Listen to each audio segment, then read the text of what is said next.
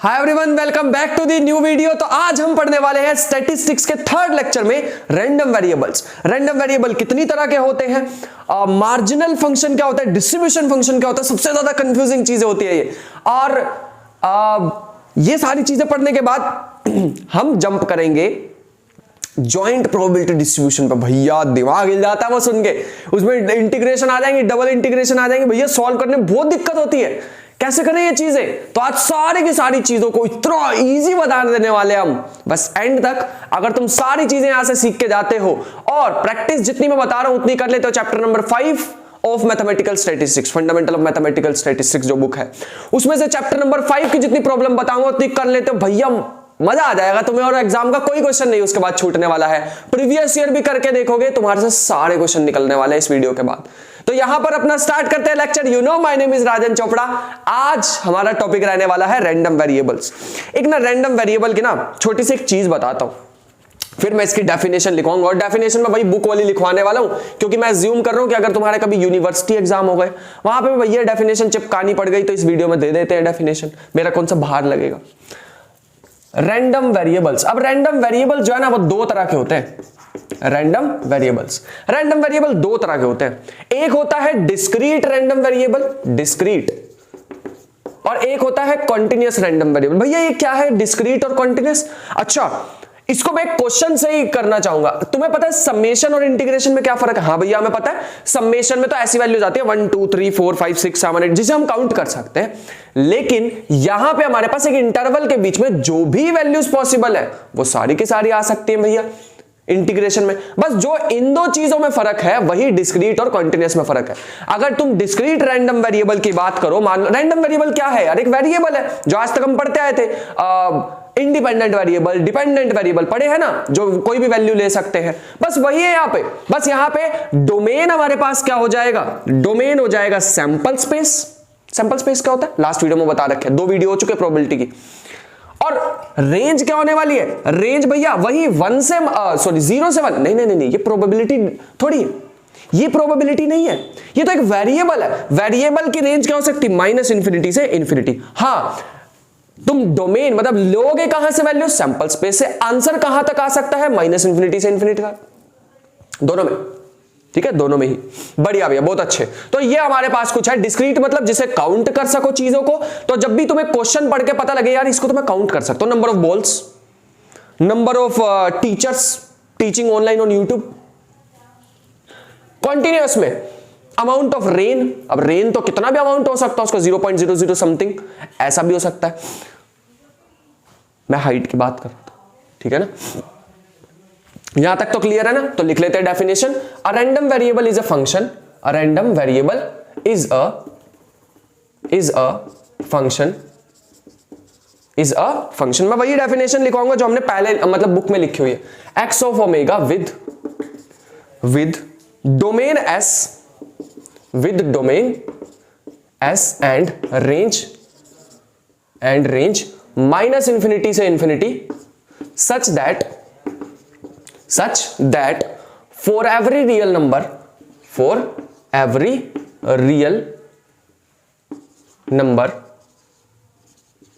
a, let us say a, the event omega is such that x of omega is less than equal to a।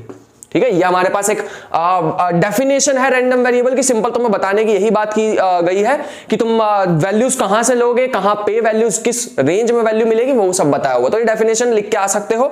इतना ज्यादा अभी deep जाएंगे नहीं इस definition में, वरना कंफ्यूज हो जाएंगे। कितने टाइप के होते हैं भैया, 2 टाइप के होते हैं। टाइप्स मैंने यहां लिख दी है। टाइप्स हमारे पास पहली होगी डिस्क्रीट रैंडम वेरिएबल और दूसरी कॉन्टिन्यूअस रैंडम वेरिएबल। ठीक है, ये 2 टाइप हमारे पास होने वाली है।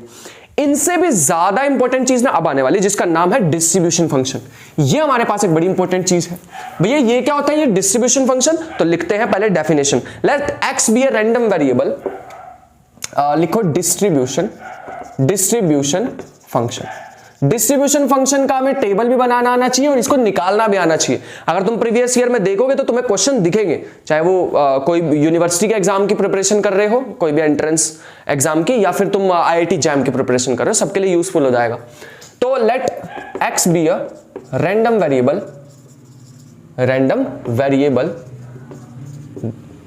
देन कैपिटल एक्स है ये, ठीक है, अभी स्मॉल एक्स का भी यूज आने वाला है, let X be a random variable then F of X this, then the function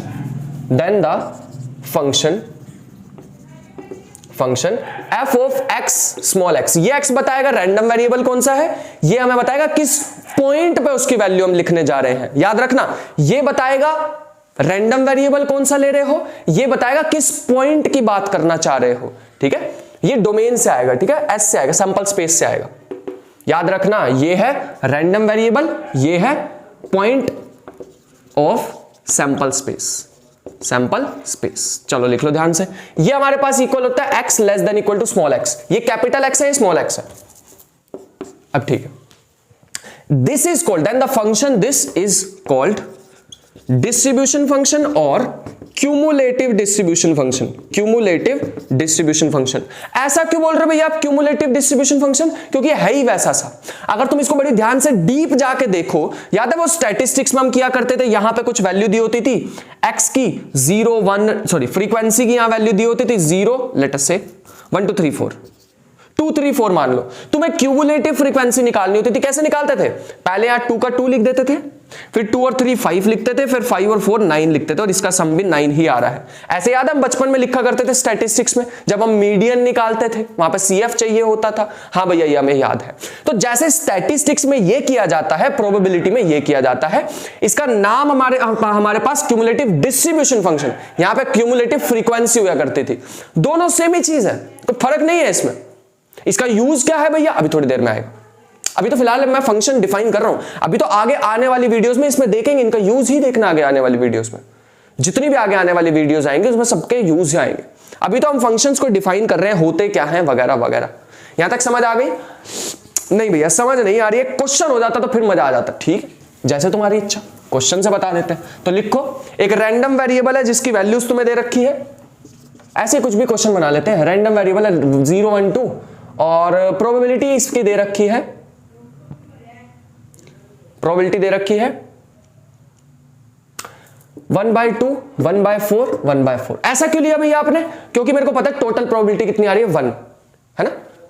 1/2 1/4 1/4 1/2 ये होता है, और 1/2 1/2 1। बिल्कुल सही बनाया मैंने क्वेश्चन, देखो बिल्कुल सही बनाया। ये हमारे पास आ गया। अब हमें क्या करना है, find f of 0 f of 1 f of 2। भैया ये निकाल के दिखाओ तो मान जाएंगे हम आपको। ठीक है निकाल लेते हैं। f of 0 का मतलब बताओ क्या है भैया, हमें पता है f of 0 का मतलब होता है probability of x less than equal to 0, लेकिन लेस देन इक्वल टू 0 में तो भैया सिर्फ हमारे पास 1/2 ही है, तो इसका आंसर क्या आ जाएगा, probability of x equal to 0 which is 1/2, क्योंकि 0 से छोटा कुछ है ही नहीं। f of 1 निकाल के दिखाओ भैया, तो probability of x less than equal to 1, less than equal to 1 में 0 भी आएगा 1 भी आएगा। याद है क्यूमुलेटिव फ्रीक्वेंसी कैसे निकालते थे, पीछे वाली वैल्यूज भी ऐड करते थे। तो याद रखना, हम हमेशा जैसे लिमिट में नहीं करते थे, लिमिट में ऐसे करते थे h approaches to 0 from negative side, ऐसा लिखते थे ना LHL, लेफ्ट हैंड लिमिट। वैसा ही कुछ होता है यहाँ पे। ठीक है, हम लेफ्ट साइड वाली चीजें लेते हैं, नीचे वाली चीजें लेते हैं। ये क्या आ जाएगा, probability of x equal to 0 plus probability of x equal to 1। तो ये आ जाएगा हमारे पास 1/2 प्लस 1/4। f ऑफ 2 हमारे पास सबसे बड़ी वैल्यू 2 ही है, आंसर कितना आना चाहिए, 1 ही आना चाहिए, क्योंकि टोटल प्रोबेबिलिटी हमारे पास कितनी होगी, 1 होगी। दिखाते हैं तुम्हें। इसका मतलब होगा x less than equal to 2 which is x equal to 0 plus x equal to 1 plus x equal to 2। अगर तुम बड़ी ध्यान से देखो तो 1/2 प्लस 1/4 प्लस 1/4 विच इज 1। तो आना भी यही चाहिए था यार, है ना। अब तुम यहां पे एक न्यू एक यहां पे चीज बना सकते थे ऐसे। इसकी वैल्यू हमारे पास क्या आएगी, 0 पे वैल्यू क्या आ रही है, 1/2। फिर 1 पे वैल्यू कितनी आ रही है, कितनी आ जाएगी है, इसको कैलकुलेट नहीं करा हमने, 3/4 आ जाएगी। तो 3/4 और f ऑफ 2 पे वैल्यू कितनी आ रही है, 1 आ रही, तो लिख ली। अब तुम ध्यान से देखना, ये वाली वैल्यू यहां लिख ली, फिर इसको और इसको प्लस करा यहां लिखा, फिर इसको और इसको प्लस करा यहां लिखा। Cumulative distribution function. आया ना, मजा आया, बढ़िया लगा, बढ़िया। ये हमारे पास चीज, अरे इजी तो है यार, बहुत इजी है। लेकिन भैया हमने ना ऐसे ऐसे भी चीजें देखी हैं, कभी कभी ना ऐसे लिखा होता है probability of a less than x less then b, तब क्या करें भैया हम, अब बताते हैं। चलो बताएं, ध्यान से देखना इस चीज को जो अब बताने वाले हैं। चलो देखो, अब लिखो प्रॉपर्टीज, तो मैं इसके लिए मार्कर दूसरा लेना चाहूंगा बढ़िया से। चलो लिखो properties of distribution function, properties of distribution function.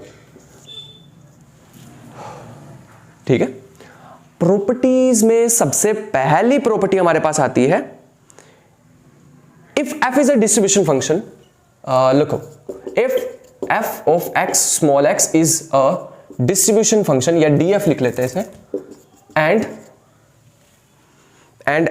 a is less than b, and a is less than b, then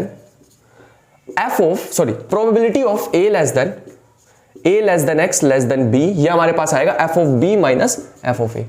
exact हम माइनस कर देंगे। करना क्या चाह रहे हैं भैया, मैं करना चाह रहा हूं, अगर ये मान लो एक लाइन है, ये a पॉइंट है, ये b पॉइंट है, मुझे a और b की प्रोबेबिलिटी निकालनी है, तो मैं क्या करूंगा, इसमें से इसको माइनस कर दो, है ना, इस पूरे में से इसको माइनस कर दो, तो यही तो बचेगा, है ना।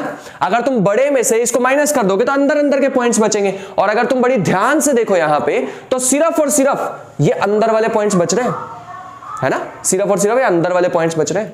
ध्यान रखना इस चीज को। बढ़िया भैया, बहुत अच्छे, यहां तक तो मेरे ख्याल से कोई भी दिक्कत नहीं होने वाली है तुम्हें। ठीक, एक पहली प्रॉपर्टी लिखो, दूसरी प्रॉपर्टी लिखो, हमारे पास आ जाएगी if x is less than equal to y, then if x is small x है, then f of x small x less than f of, या ऐसे ही लिख लो, f of x, random variable same है, वैल्यूज अलग अलग है, ठीक है, वेरिएबल एक ही है x, बस वैल्यूज अलग अलग हो गई। अभी हम एक ही वेरिएबल की बात कर रहे हैं। ये तो पॉइंट्स है ना यार, इसको a और b ले लो, कोई फर्क नहीं पड़ेगा। If a is less than equal to y, sorry a is less than equal to b, तो यहां a b लिख दो, कोई फर्क नहीं पड़ेगा। तीसरी प्रॉपर्टी लिखो। तीसरी प्रॉपर्टी हमारे पास आती है कि बताओ डिस्ट्रीब्यूशन फंक्शन की वैल्यू कहां से कहां तक हो सकती है। तो भैया ये हो सकती है 0 से लेके 1 तक। लेकिन भैया अभी तो आप कह रहे थे इसकी वैल्यू माइनस इंफिनिटी से इंफिनिटी हो सकती है। अरे वो तो रैंडम वेरिएबल था, ये डिस्ट्रीब्यूशन फंक्शन है। डिस्ट्रीब्यूशन फंक्शन कहां से आता है, प्रोबेबिलिटी से। प्रोबेबिलिटी कहां तक वैरी करती है, 0 से 1 तक, तो ये भी 0 से 1 तक करेगा। सबसे छोटी वैल्यू 0, सबसे बड़ी वैल्यू 1, 4। अच्छा एक और चीज, ये डिस्ट्रीब्यूशन फंक्शन एक स्मूथ फंक्शन होता है, याद रखना, ठीक है। अगर तुम थोड़ा सा मैथमेटिकल स्टैटिस्टिक्स की बुक पढ़ोगे, जो मैंने बताई है, तुम पढ़ोगे तो थोड़ी मैथमेटिक्स में इन्वॉल्व करनी पड़ेगी, ठीक है। तो मैथमेटिक्स अगर तुम इसमें डालोगे तो तुम्हें पता लगेगा स्मूथ फंक्शन है, डिफरेंशिएबल है हर जगह पे।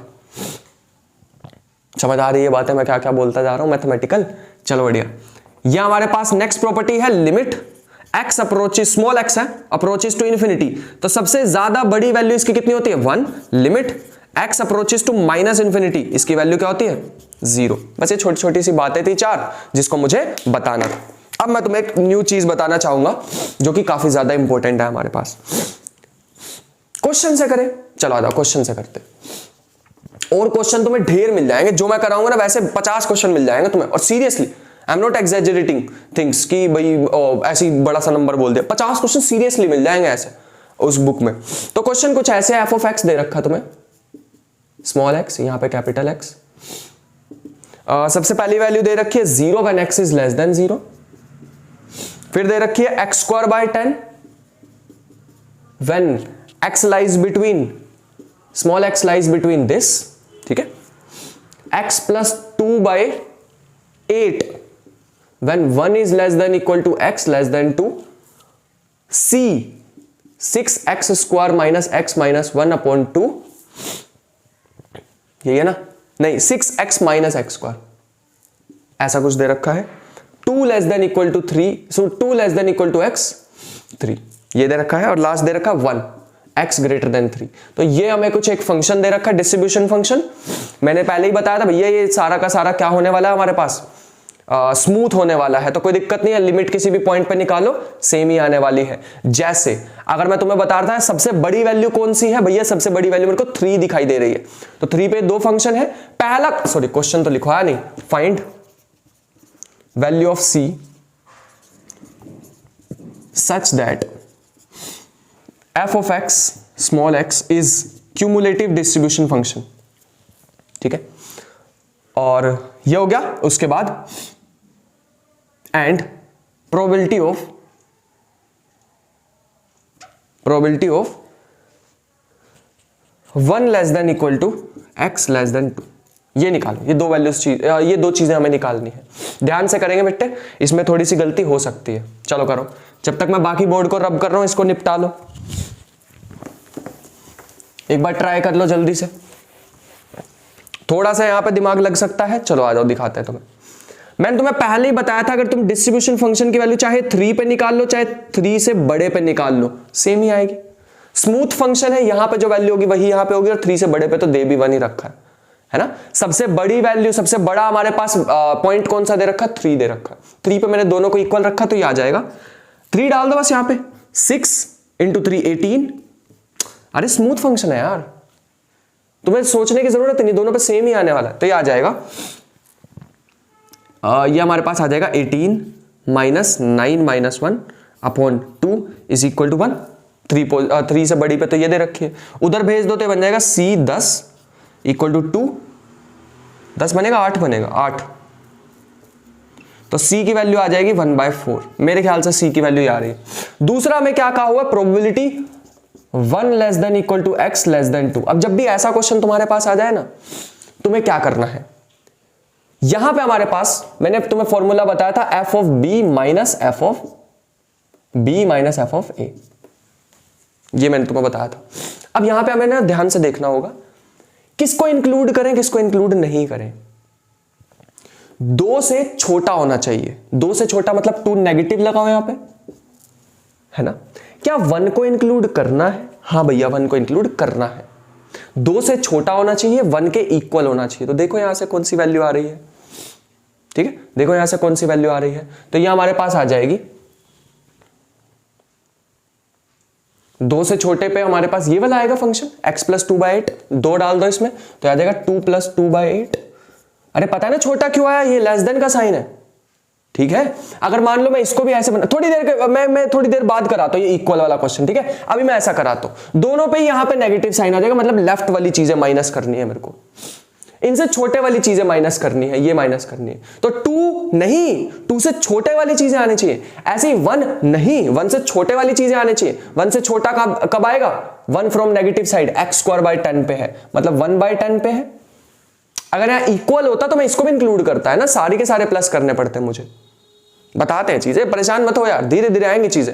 थोड़ी सी है मुश्किल, अगर पहली बार ही आज सीख रहे हो चीजें थोड़ी सी मुश्किल है, बट ये ध्यान रखना कि मैंने यहां नेगेटिव नेगेटिव क्यों लगा रखा है ना। क्योंकि क्यूमुलेटिव डिस्ट्रीब्यूशन फंक्शन ही क्या होता है, मैंने बताया ना अभी। यहां पे 1 है, यहां पे 2 है। 1 इंक्लूड नहीं करना तो ये सारी चीजें आ जाएंगी, और 2 इंक्लूड नहीं करना तो ये सारी चीजें आ जाएंगी। दोनों को माइनस करोगे तो बीच का समान आ जाएगा, वही हमें चाहिए, ठीक है। बढ़िया, बहुत अच्छे, यहां तक तो कोई इशू नहीं है। चल बस सॉल्व कर दो। 1/4 नहीं, 4/8 है ना, तो 1/2 माइनस 1/10, जो भी आएगा वो आंसर, खत्म।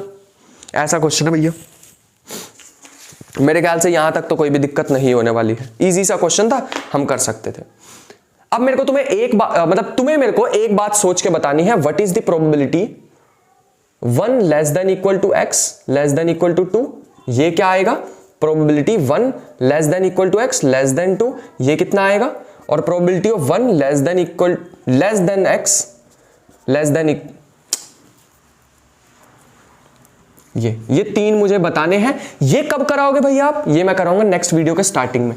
चाहता हूं कि तुम थोड़ा सा इस पे सोचो, ताकि हमारे पास कोई भी क्वेश्चन, अरे इसके बाद बचा ही कुछ नहीं यार इसके बाद बचा ही क्या? यही तो 4 पॉसिबिलिटी हो सकती है, ये हो सकता है, ये हो सकता है, ये हो सकता है।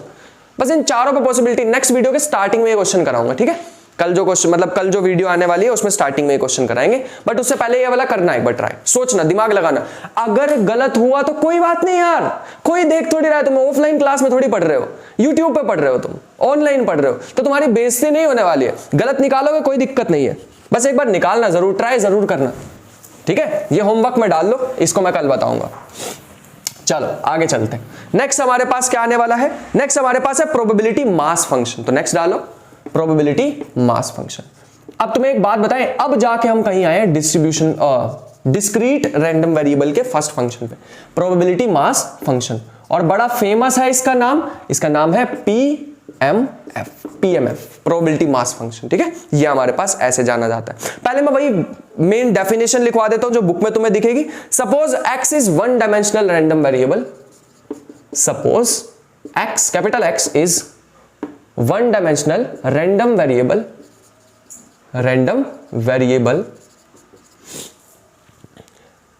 taking values, अब देखना स्मॉल x1 स्मॉल x2 ध्यान से लिखना, up to so on small xn with each possible outcome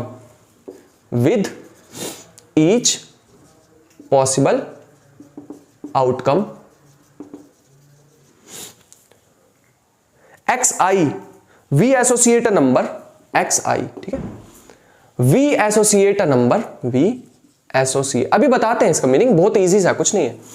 we associate a number p of xi called, ऐसा कुछ, p of xi called probability of xi, मतलब random variable की probability की बात कर रहे हैं अब हम। then p of xi must satisfy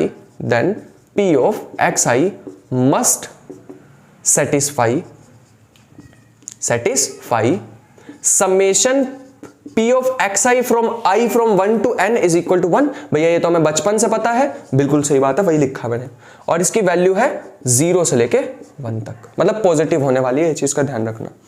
sorry मैंने कुछ गलत किया क्या, समेशन हमारे पास आ जाएगा, अच्छा ठीक, p of xi is always greater than equal to 1, ठीक है, नेगेटिव नहीं हो सकता, हमेशा 0 होगा या 0 से बड़ा होगा, और टोटल प्रोबेबिलिटी कितनी आने वाली है, 1 आने वाली है, ठीक है, ये चीज हमारे पास है।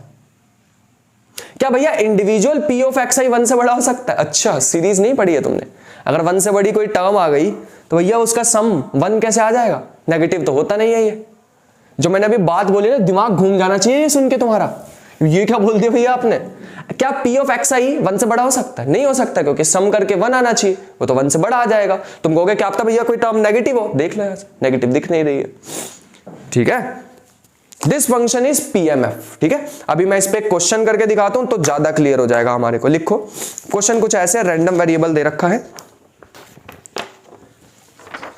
रैंडम वेरिएबल है, 0 से लेके 7 तक वैल्यूज है, 0 1 2 3 4 5 6 7, और प्रोबेबिलिटी इन सबकी दे रखी है 0k 2k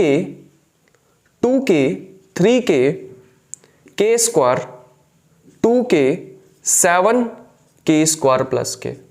और हमें निकालना क्या है, क्वेश्चन कुछ ऐसे दे रखा है कि फाइंड के। दूसरा क्वेश्चन दे रखा है probability x less than 7। C point दे रखा है determine distribution function, determine distribution function जो अभी पीछे किया था वही वाला, ऑफ x, मतलब इसी टेबल में एक और कॉलम बनाएंगे कुछ ऐसी, ठीक है। चलो आ जाओ, पहले तो k की वैल्यू निकालते हैं। भैया k की वैल्यू निकालनी तो हमने बचपन में भी सीख ली थी, वो वही तो होती है, सबको plus is equal to 1, exactly वही वाली मैं बताना चाह रहा हूं तुम्हें। ये समझ आ गया प्रोबेबिलिटी मास फंक्शन क्या होता है, कि हर एक रैंडम वेरिएबल की अगर उसके साथ उसकी प्रोबेबिलिटी एसोसिएट हो जाए, इस पॉइंट पे इसकी इतनी प्रोबेबिलिटी है, इस पॉइंट पे इतनी प्रोबेबिलिटी है, इस पॉइंट पे इतनी प्रोबेबिलिटी है। ये जो हमारे पास फंक्शन आने वाला है, ये जो हमारे पास तुम्हें फंक्शन दिख रहा है जिसको मैं काउंट कर सकता हूं, प्रोबेबिलिटी मास फंक्शन डिस्क्रीट के लिए होने वाला है, जिसको मैं काउंट कर सकता हूं उसे हम क्या कहने वाले हैं, प्रोबेबिलिटी मास फंक्शन। धीरे धीरे चीजें क्लियर होती रहेंगी। अभी मैं डिस्क्रीट रैंडम वेरिएबल पे चल रहा हूं, क्योंकि अभी समीशन आया ना, अभी इंटीग्रेशन आ जाएगी तो हम कॉन्टिन्यूअस पे चले जाएंगे। सो यहाँ पे ना थोड़ा चेंज कर लेना, मुझे वीडियो एडिट करनी पड़ेगी अब थोड़ी सी, क्योंकि यहाँ पे ना यार बड़ी गंदी सी वैल्यू आ रही थी क्वाड्रेटिक इक्वेशन सॉल्व करके, तो इसलिए मैंने यहाँ पे किसी एक को ना यहाँ पे 2, इस वाले को 2k स्क्वायर कर लो, ठीक है। अब क्वेश्चन बढ़िया हो जाएगा, वैल्यू अच्छी सी आ जाएगी, ठीक है। सॉल्व करके देखना पड़ेगा अब मुझे, तो ये आ जाएगा 0 plus k plus 2k plus 2k plus 3k plus k square plus 2k square plus 7k square plus k equal to 1। तो ये आ जाएगा 5 3 8 और एक 9, 9k 1 2 3 और 10 10k स्क्वायर। ध्यान से देख लेना, 10 ही आएगा ना हमारे पास, ध्यान से देखो, हाँ माइनस में 1 को भी मैं इधर लेके आ चुका हूं, तो हो जाएगा 10k square plus 9k minus 1 equal to 0। यहां से आ जाएगा 10k square plus 10k minus k minus 1 equal to 0। 10k common आएगा, ये बचेगा k प्लस 1, और माइनस कॉमन आएगा, ये बचेगा k प्लस 1। तो यहां से डायरेक्ट दिख रहा है कि k की वैल्यू 1/10 आएगी, माइनस वाली एक्सक्लूड कर देंगे, प्रोबेबिलिटी नेगेटिव नहीं होने वाली है 1/10।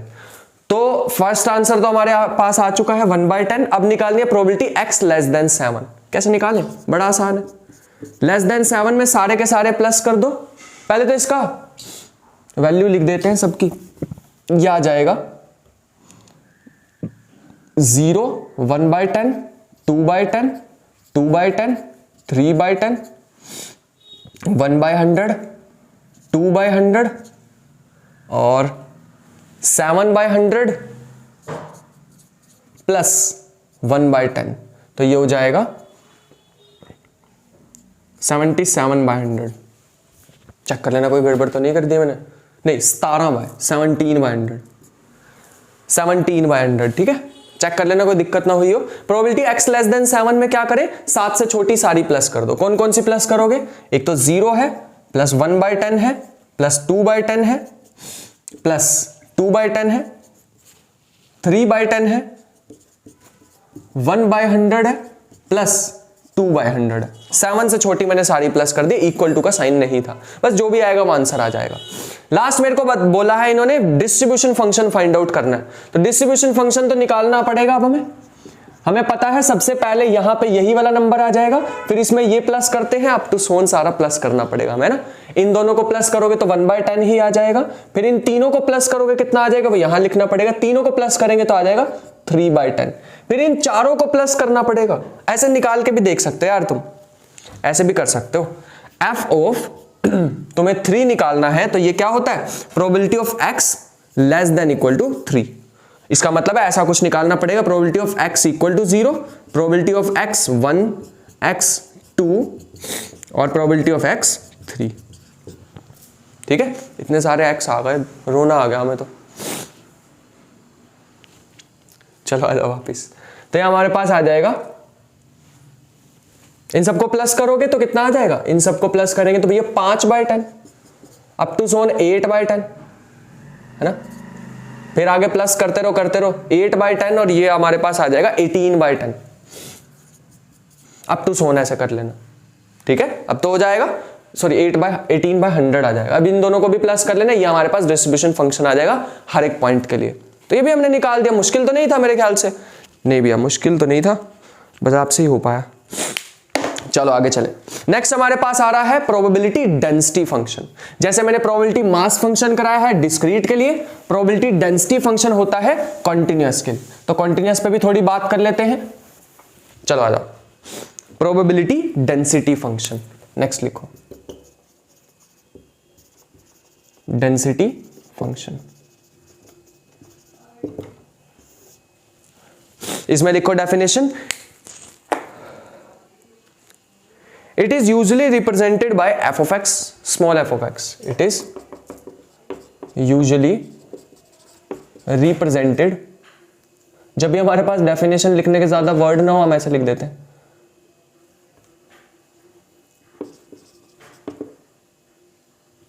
क्या कर रहे हैं हम,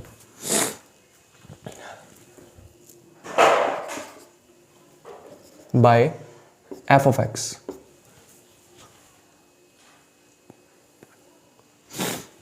एंड गिवन बाय, पहला हमारे पास पार्ट क्या होगा, f of x is always greater than equal to 0, छोटा नहीं हो मतलब नेगेटिव नहीं हो सकता। दूसरा, इस बार समेशन नहीं आएगा, इस बार इंटीग्रेशन माइनस इन्फिनिटी से infinity f of x dx हमारे पास क्या आने वाला है, 1 आने वाला है। टोटल प्रोबेबिलिटी 1 हमारे पास आ जाएगी। ठीक है, ये हमारे पास है। अब इस पे भी ढेर सारे क्वेश्चन वैसे ही करा देता मैं जो पीछे कराया है, लेकिन मैं थोड़ा बढ़िया क्वेश्चन कराऊंगा, उसके लिए थोड़ा सा तैयारी कर लेते हैं। वो तैयारी क्या है वो लिखो, जॉइंट प्रोबेबिलिटी डिस्ट्रीब्यूशन। ठीक है, अभी इस पे एक साथ कराएंगे क्वेश्चन, जॉइंट प्रोबेबिलिटी डिस्ट्रीब्यूशन। क्या है भैया ये जॉइंट प्रोबेबिलिटी डिस्ट्रीब्यूशन? मतलब अब हमारे पास वेरिएबल बढ़ जाएंगे। अभी तक हम कितने वेरिएबल्स यूज कर रहे थे, एक ही वेरिएबल यूज कर रहे थे भैया, अब हमारे पास आ जाएंगे 2 वेरिएबल। हाँ, अब हमारे पास आ जाएंगे 2 वेरिएबल्स। तो लिखो इसकी भी डेफिनेशन, सारी मैं वही डेफिनेशंस लिखवा रहा हूं जो हमारे पास बुक में गिवन होंगी। ठीक है, तो ये है let 2 random variables, 2 random variables capital X and capital Y are ऐसे लिख लो, two random variables x and y are said to be jointly distributed या joint distribution if they are defined on same probability space। इसको लिख लेना, underline कर लेना, दोनों के दोनों सेम प्रोबेबिलिटी स्पेस से होने चाहिए। अगर अलग अलग से हुए तो अलग अलग हमारे पास आंसर आ जाएंगे, मतलब डिफाइन नहीं होगा जॉइंट प्रोबेबिलिटी डिस्ट्रीब्यूशन, ठीक है। The sample point consist of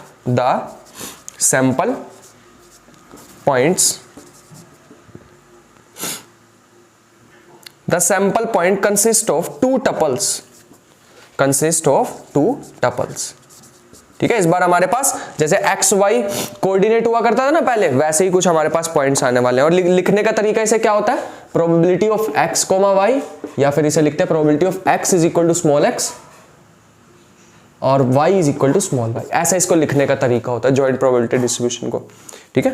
मैं तुम्हें करके दिखाना चाहूंगा, ऐसे मजा सा नहीं आता है फिर, ठीक है। चलो लिखो। एक और चीज बताना चाहेंगे कि अगर मैं कभी भी तुम्हें कहूं कि निकालो probability of x less than equal to let us say, अगर मैं तुम्हें x और y का, वैसे तो रिलेशन भी दे सकता था, बट मान लो x less than equal to y दे दिया मैंने, तो इसको निकालने का तरीका क्या होता है, इंटीग्रेशन। x कहां से कहां तक वेरी है, मान लो मैंने x को कह दिया माइनस इंफिनिटी से लेके इंफिनिटी तक वेरी कर सकता है, और y कहां से कहां वेरी कर सकता है, y वेरी करेगा x से लेके इंफिनिटी तक, ठीक है। तो इसकी लिमिट कुछ ऐसे आ जाएगी, x से इंफिनिटी, यह आ जाएगा माइनस इंफिनिटी से infinity, f of x y dx dy, ऐसे कुछ कर सकते हो, ठीक है। तो ये चीजें हमारे पास है। अब इसमें सारी चीजें यूज हो जाएंगी, याद रखना, ये लिख लेना, मैं इसको रब कर रहा हूं क्योंकि मेरे को एक क्वेश्चन कराना, लिख लिया। अब ना इसमें सारी चीजें यूज हो जाएंगी जो हमने उसमें पढ़ा था, इंटीग्रल कैलकुलस में पढ़ी थी, कि चेंज ऑफ वेरिएबल कैसे होता है, चेंज ऑफ कोऑर्डिनेट्स क्या होता है, जैकोबियन क्या होता है। तो अगर तुमने वो नहीं पढ़ा ना तो तुम्हारे को बहुत पेन होने वाला आने वाली वीडियोस में। तो इंटीग्रल कैलकुलस की वीडियो मंजिल सीरीज ढूंढना चैनल पे, वहां पे मिल जाएगी, सबसे पहली वीडियो वो होगी, ठीक है। थोड़ी बड़ी है लेकिन हाँ उसमें मटेरियल अच्छा है। लिखो, एक क्वेश्चन दिया हुआ है, ऐसा कुछ फंक्शन दिया हुआ है कि e raise to power minus x y x plus y, सारे क्वेश्चन वहीं से ले रहा हूं उसी बुक में से मैं, ठीक है। और हमें दे रखे हैं कहां से कहां तक वेरी कर रहे हैं, ऐसा कुछ वेरी कर रहे हैं random variables. Find probability of x less then y by 2, और ऑप्शन तुम्हें दे रखे हैं 1/6, 2/3, 2/3, c दे रखा है 1/3 और 1/2। चलो करो एक बार ट्राई, जब तक मैं बाकी थोड़ी जगह बना लूं, इसे ट्राई कर लो जल्दी से। और भी ढेर सारे क्वेश्चंस लेंगे अभी, लेकिन आज के लिए थोड़ी डेफिनेशन ज्यादा रहने वाली है, अभी कंडीशनल प्रोबेबिलिटी भी आ जाएगी। हो गया ट्राई एक बार, चलो आ जाओ।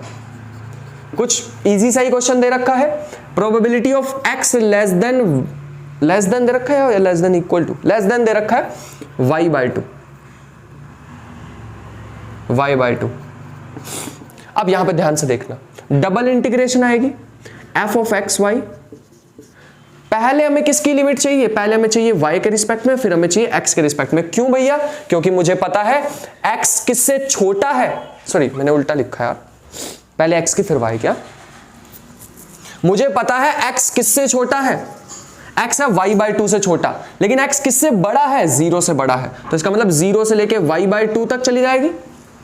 और अगर मैं y की लिखना चाहूं तो y की कहां से कहां तक वेरी करने वाली है, भैया y किससे बड़ा है, y बड़ा है 0 से, और कहां तक जा रहा है, इन्फिनिटी तक। ध्यान से देख लेना, यही हमारे पास लिमिट बनने वाली है, ध्यान से देख लो। y की लिमिट बन जाएंगी 0 से लेके इन्फिनिटी तक, सबसे छोटी 0 है और इन्फिनिटी तक जा रहा है, और x की लिमिट जो है वो 0 से लेके y बाई 2 इन्होंने दे रखी है, ठीक है। y के बारे में इन्होंने कुछ नहीं बताया था, इन्होंने x के बारे में बताया, x इसमें फंसा हुआ, जहां फंसा हुआ वहां तक इंटीग्रेशन कर दी, आगे तो कुछ भी नहीं रह गया क्वेश्चन में। डबल इंटीग्रेशन 0 से लेके y बाई 2, 0 से इन्फिनिटी 2 टाइम्स ई की पावर माइनस एक्स ई की power minus y d x d y. अगर तुम पहली लिमिट लगाओगे तो ये हमारे पास आ जाएगा 0 से इन्फिनिटी, 2 को तो बाहर ही निकाल लेते हैं और ई की पावर माइनस एक्स को भी बाहर ही निकाल लेते हैं, सॉरी माइनस वाई को भी बाहर ही निकाल लेते हैं। ई की पावर एक्स की इंटीग्रेशन क्या हो जाएगी, माइनस ई की पावर एक्स माइनस ई की पावर एक्स। ऊपर से लिमिट डालोगे तो क्या आ जाएगा, y/2 अपर लिमिट माइनस, अच्छा ये माइनस को बाहर भेज देते हैं अभी, माइनस लोअर लिमिट 0 है इंटू में dy। ध्यान से एक बार चेक कर लो, मेरी साइड से डन है, अपना चेक कर लो इंटीग्रेशन। मेरे ख्याल से ये बनने वाली है x के रिस्पेक्ट में। अगर तुम सिर्फ इसकी इंटीग्रेशन करोगे ये बनेगी upper limit minus lower limit, तो ये आ जाएगा माइनस के 2 इंटीग्रेशन 0 से इंफिनिटी, इसको अंदर भेजोगे तो ये बन जाएगा e की पावर माइनस 3/2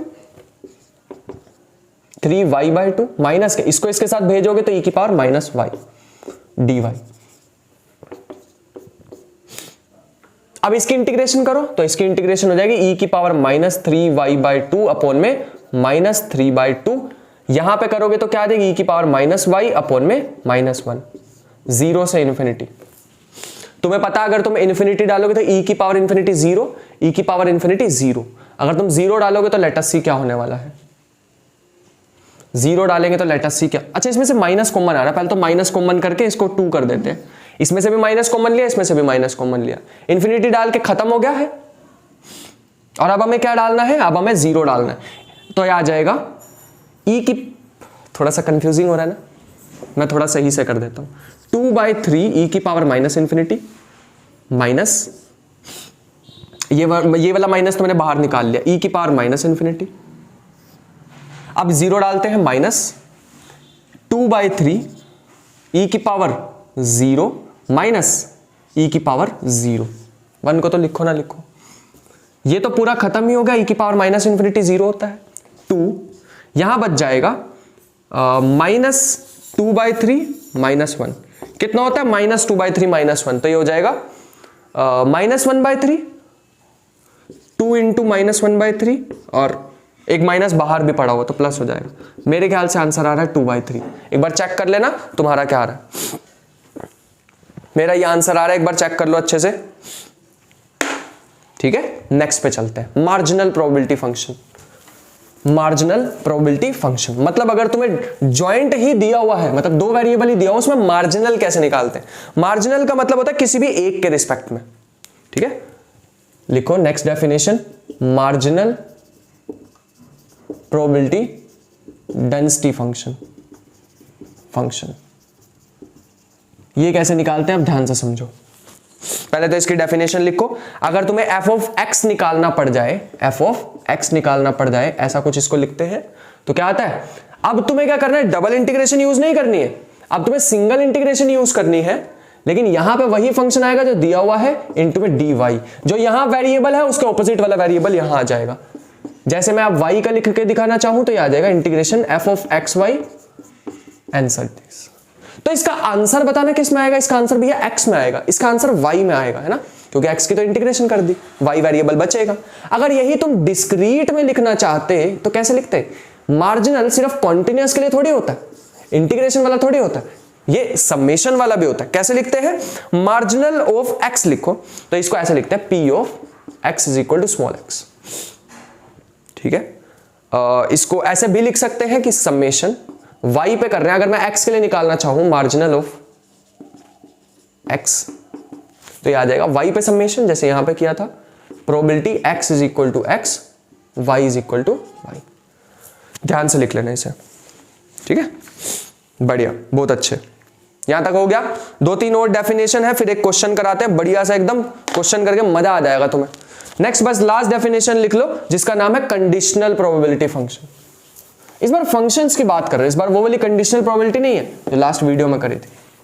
नेक्स्ट लिखो कंडीशनल प्रोबेबिलिटी डेंसिटी फंक्शन, इसकी भी डेफिनेशन में बुक वाली ही लिखवाना चाहूंगा, ठीक है। कंडीशनल प्रोबेबिलिटी डेंसिटी फंक्शन मतलब एग्जैक्ट बुक वाली भी नहीं है, लेकिन थोड़ा सा इजी बना के लिखने की कोशिश की है। तो ये ऐसा कुछ है, for 2 dimensional random variable x why the joint density function is given by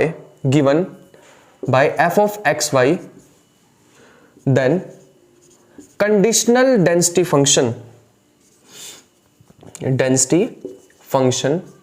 of y given x when x has already occurred, ठीक है, ऐसा कुछ भी लिखते हैं, is भाई जो पहले लिखा करते थे y of x y slash x ऐसे लिखा करते हैं ना, y given x f of x y upon में नीचे कौन सा आता है, जो यहां होता है वो नीचे आता है, f of x। इस चीज का ध्यान रखेंगे। अगर मैं तुमसे बोलूं कि conditional probability of x given y लिखो तो बड़ा आसान है, conditional probability of x given y, ये क्या आ जाएगा हमारे पास, ये आ जाएगा x y f of x y upon में f of y। अगर मान लो दोनों के दोनों क्या हो जाए हमारे पास इंडिपेंडेंट, मतलब ये फंक्शन कैसा हो जाए, इंडिपेंडेंट हो जाए। इंडिपेंडेंट में क्या होगा वो भी देख लेते हैं, तो लिखो इंडिपेंडेंट की कंडीशन क्या होती है, इंडिपेंडेंट, ये हमारे पास आ जाएगा f of x y is equal to f of x f of y। ये क्या भैया f of x f of y, ये है मार्जिनल फंक्शन जो अभी लिखवाए थे ना, मार्जिनल, और ये है जॉइंट डिस्ट्रीब्यूशन, जॉइंट फंक्शन, ये लिखा भी है joint density function is this, ये जॉइंट डेंसिटी फंक्शन है, ये दोनों के मार्जिनल। अगर तुम दोनों को मार्जिनल की टर्म्स में लिख पा रहे हो तो वो इंडिपेंडेंट है। अगर ये इंडिपेंडेंट होगा, यहां पे वैल्यू डालो तो f of x से f of x कट जाएगा, किसके इक्वल आ जाएगा, f of y के, मतलब ऐसा कुछ बन जाएगा। अगर ये इंडिपेंडेंट है तो अपॉन में है f of x से f of x कट गया तो अपने मार्जिनल के इक्वल ही आ जाएगा ये, फिर कंडीशनल का कोई रोल ही नहीं रहता है। तो ऐसा भी अभी करने वाले एक क्वेश्चन यही कराता हूं मैं सोच रहा हूं। चलो आ जाओ लास्ट क्वेश्चन करते हैं आज का, ये है joint distribution function of x and y is given by, लिखो joint distribution function of x and y is given by f of x y is equal to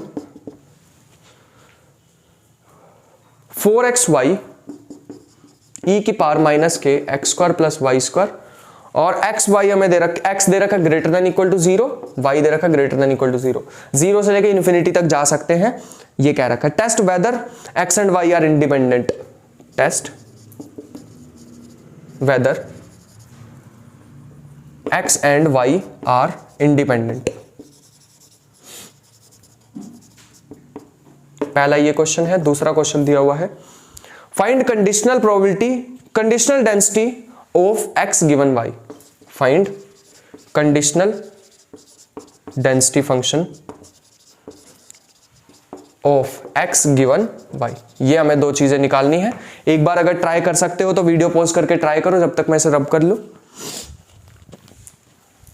हमारा बड़ा सिंपल सा काम रहने वाला है। इंडिपेंडेंट के लिए हमें क्या प्रूव करना होता है, f of x is equal to f of x f of y, ठीक है, ये हमें प्रूव करना है। सबसे पहले हम निकाल लेते हैं f of x क्या होगा, तो f of x निकाल लेते हैं। क्या बताया था मैंने तुम्हें, इंटीग्रेशन किसके रिस्पेक्ट में करनी है, y के रिस्पेक्ट में, तो 0 से इन्फिनिटी है, यहां देखो 0 से बड़ा है, इन्फिनिटी तक जाता है।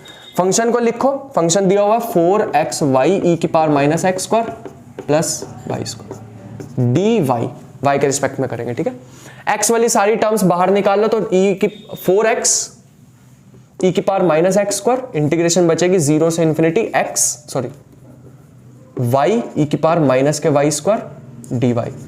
अब तुम इसके इंटीग्रेशन करने के लिए क्या करोगे, इसको t मान लो, है ना। अगर तुम इसको t मानोगे तो हमारे पास आ जाएगा, ये आ जाएगा y square is equal to t, तो आ जाएगा 2y इक्वल टू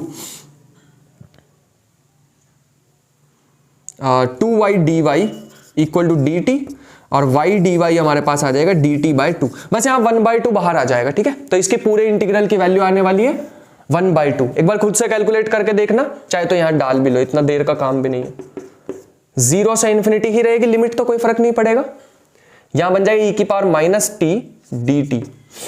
एक बार अपर लिमिट एक बार लोअर लिमिट, अपर 1/2 भी है, एक बार अपर लिमिट एक बार लोअर लिमिट, अपर लिमिट डालोगे 0 आ जाएगा और लोअर लिमिट डालोगे तो 1 आ जाएगा, ठीक है। तो मेरे ख्याल से इस इंटीग्रल का 1 आंसर आने वाला है, ठीक है, ये आंसर आने वाला है 1, तो बचेगा 2x e की पावर माइनस एक्स स्क्वायर। ऐसे ही अगर हम f ऑफ y निकालें तो ये बन जाएगा इंटीग्रेशन 0 से इंफिनिटी 4xy e की power minus x square plus Y square dx। फिर से y वाली टर्म बाहर निकाल लो इस बार, और इस पूरे का आंसर मेरे ख्याल से आएगा 1/2। यह हमारे पास आएगा x e minus x square dx। ये जो पूरा हमारे पास इसका आंसर कितना आएगा 1/2। 1/2 को इसके साथ कंबाइन करोगे बचेगा 2y e की पावर माइनस वाई स्क्वायर। ये बना, दोनों को मल्टीप्लाई करके देखो क्या हमारे पास वापस वही फंक्शन आ रहा है जहां से स्टार्ट किया था। अगर आ रहा है तो अच्छी बात है, नहीं आ रहा तो इंडिपेंडेंट नहीं है। दोनों को मल्टीप्लाई करो, f of x f of y। f of x हमारे पास आ रहा है ये 2x e की power minus x square, f of y आ रहा है 2y e की पावर माइनस वाई स्क्वायर। ये आ जाएगा 4xy e की पावर माइनस कॉमन लोगे, और यही हमारे पास स्टार्टिंग में फंक्शन था। खत्म हो चुका क्वेश्चन। अब इन्होंने एक और क्वेश्चन भी कहा था, इसका मतलब है product of marginal is equal to product of marginal is equal to joint density function of x and y। ठीक है, लास्ट इन्होंने कहा हुआ कि probability of x given y, x given y लिखना है तो ये था x y अपॉन में y आता है, लेकिन ये इंडिपेंडेंट है तो मैं इसको लिख सकता हूं f of x f of y, और इसको लिख सकता हूं f ऑफ y। इससे ये कट जाएगा, बचेगा f ऑफ x की वैल्यू ये रही, तो ये आ जाएगी 2x e की power minus x square, and that is the final answer. और यहां पे x क्या है, ग्रेटर देन इक्वल टू 0 है, ध्यान रखना इस चीज का। बढ़िया, आई होप कि यहां तक तुम्हें चीजें क्लियर हो गई होंगी। तो ये था हमारा थर्ड लेक्चर। नेक्स्ट लेक्चर में हम ट्रांसफॉर्मेशन ऑफ वेरिएबल करने वाले हैं, और भी बहुत सारी चीजें आने वाली तुम्हारे लिए। सो आई होप कि आज का लेक्चर पसंद आया हो। अब तुम्हारी बारी है, चैप्टर नंबर 5 है। जितने भी इस टॉपिक से रिलेटेड तुम्हें क्वेश्चन दिखे सारे के सारे निपटा लेना। मिलते हैं नेक्स्ट वीडियो में, तब तक के लिए बाय बाय।